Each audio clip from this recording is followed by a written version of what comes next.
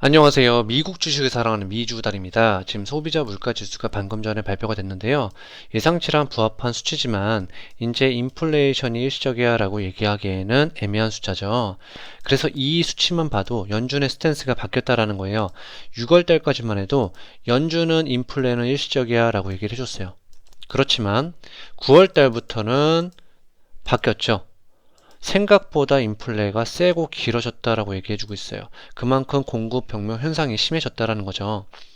그러면 연준의 지금 물가 목표제는 평균 물가 목표제예요. 이거를 왜 시행했죠? 시장이 가령 지금 연준의 타겟 인플레이션 레이트는 2%입니다. 그러면 물가가 2% 가까이만 돼도 시장은 겁을 먹어요. 그러면 투자를 안 하게 되죠. 그래서 인플레가 어느 정도 올라가도 용인해준다라는 게 바로 평균 물가 목표제입니다. 가령 예를 들어서 18년도에 1.5예요. 물가가 19년도도 1.5예요. 20년도도 1.5예요. 그럼 21년도에는 이게 어떻게 되냐면 지금 1.5, 1.5, 1.5죠. 그러면 0.5.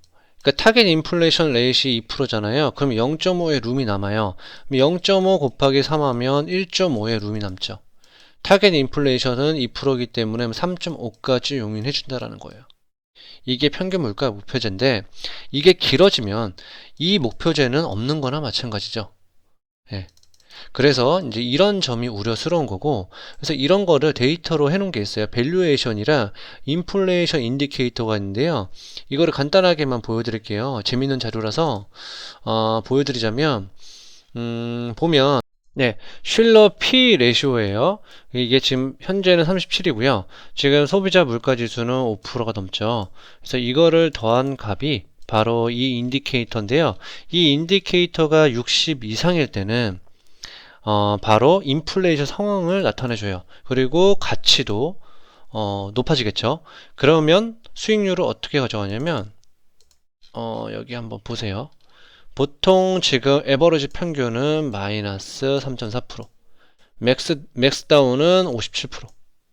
네, 그만큼 위험하다라는 거를 지금 보여드리고 있어요. 인플레이션 상황일 때는 주가 흐름이 좋지 않다라는 거를 간단하게 이제 눈으로 보여드리고 있는 거고요. 그리고 만약에 이게 60 이하다. 그러면 어느 정도는 인플레이션율이 낮아지겠죠. 그리고 밸류에이션도 낮아지기 때문에 당연히 수익률이 이렇게 좋을 수밖에 없겠죠. 에버리지 평균은 63%, 맥스 다운은 마이너스 16%. 예. 그래서 이런 자료를 간단하게 보시면 인플레이션일 때는 여러분들이 투자하실 때는 좀 더 기업에, 그러니까 돈을 잘 버는 기업들을 위주로 투자를 해야 된다는 걸 보여드리기 위해서 이런 직감적으로 보여드릴 수 있는 통계 자료를 보여드렸고요. 예, 이런 인플레이션 상황이다 보니 지금 연준 의장들은 어떤 말을 해주고 있냐면 테이퍼링 조건은 거의 충족했다라고 하죠. 클라리다 의장도 지금 고용지표가 안 좋았음에도 불구하고 지금 예상치는 50만 명이었는데 20만 명밖에 안 돼요. 절반도 안 되죠. 그럼에도 불구하고 테이퍼링을 해야 된다고 얘기해주고 있죠. 그만큼 연준의 스탠스는 이제 물가를 바라보고 있어요. 보스틱 총재도 마찬가지죠. 예, 보스틱 총재도 테이퍼링은 빨리 해야 된다고 얘기해주고 있고, 그리고 은행가의 애널리스트도 경고를 하고 있죠. 인플레이션에 대해서. 예, 그래서 지금 상황을 보면 작년 이맘때랑 많이 다르다라는 걸 알 수 있죠. 왜 그러냐면 예전에는 저성장 저물가였죠. 예. 간단하게만 차트를 보여드릴게요. 10-year break even rate를 보여드리겠습니다.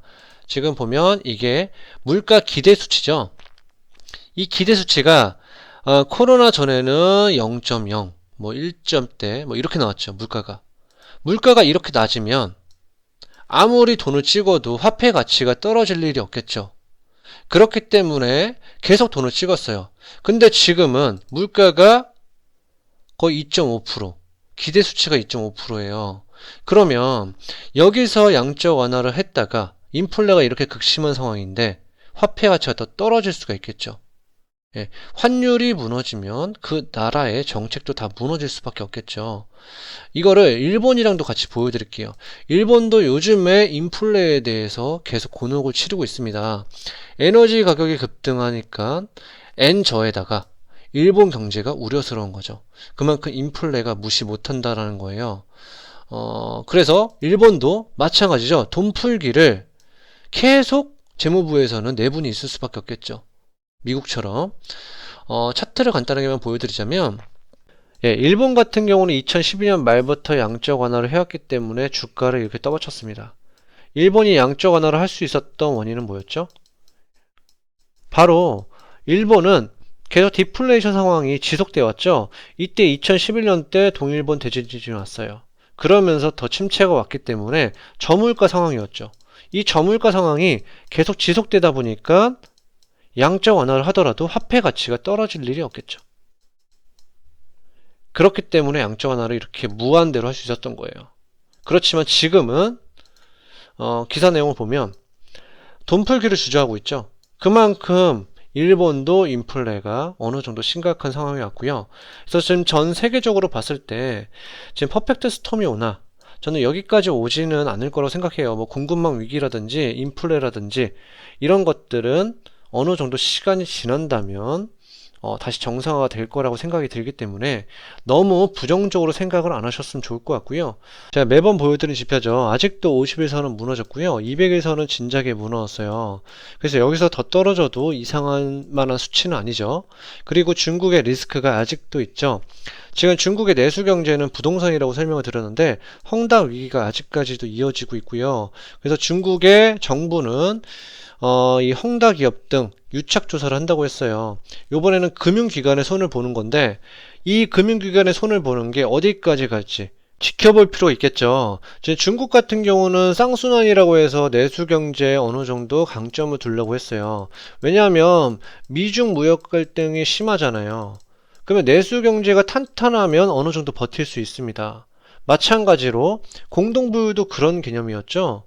내수 경제를 살리자는 개념에서 시작을 한 건데 지금 이렇듯이 금융기관의 손을 보게 된다면 투자가 얼어붙게 돼서 내수 소비도 얼어붙을 가능성이 크겠죠. 그래서 이런 것들을 좀 더 지켜볼 필요는 있을 것 같아요. 그래서 여러분들이 이런 리스크가 있기 때문에 지금 너무 성급하게 투자하는 거는 아니라고 생각이 들고요. 많이 투자하고 있는 KWEB 있잖아요. 무척 매력적인 상품이라고 생각 들어요. 뭐 텐센트라든지 알리바바, 뭐 메이탄이라든지 진동닷컴이라든지 핀도도 빅테크 기업들이 다 있죠, 중국에. 그래서 매우 매력적인 ETF라고 생각이 들고요. 이 ETF 가격이 지금 현재 $50 정도 하죠.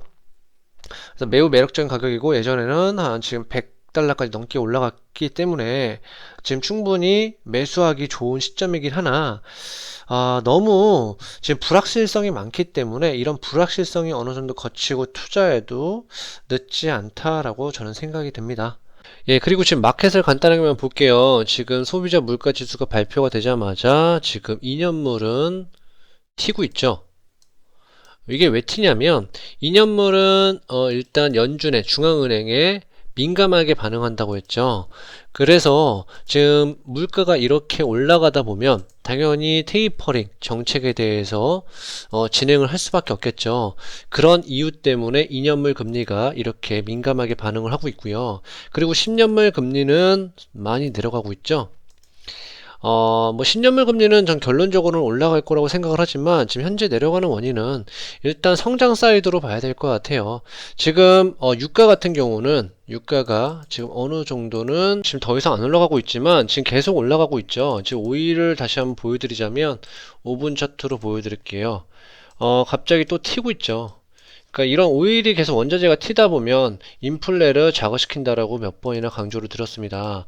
그렇기 때문에 지금 10년물 금리를 보면 네, 지금 많이 내려와 있는데요. 5분 차트로 보면 결론적으로는 저 10년물 금리는 올라갈 수밖에 없는 그런 사이드로 보고 있고요. 10년물 금리가 이렇게 내려가다 보니까 당연히 나스닥 같은 경우는 소폭 올라갈 수밖에 없겠죠. 예. 그래서 지금 전반적으로 시장 상황이 그렇게 좋지도 않고 그렇게 나쁘지도 않은데요. 일단 너무 긍정적으로도 보지도 말고 너무 부정적으로도 안 봤으면 좋을 것 같습니다. 그래서 오늘 제가 준비한 영상은 여기까지고요. 오늘 제 영상이 좋았다면 구독과 좋아요 꼭 부탁드리겠습니다. 그럼 다음에 만나요. 안녕!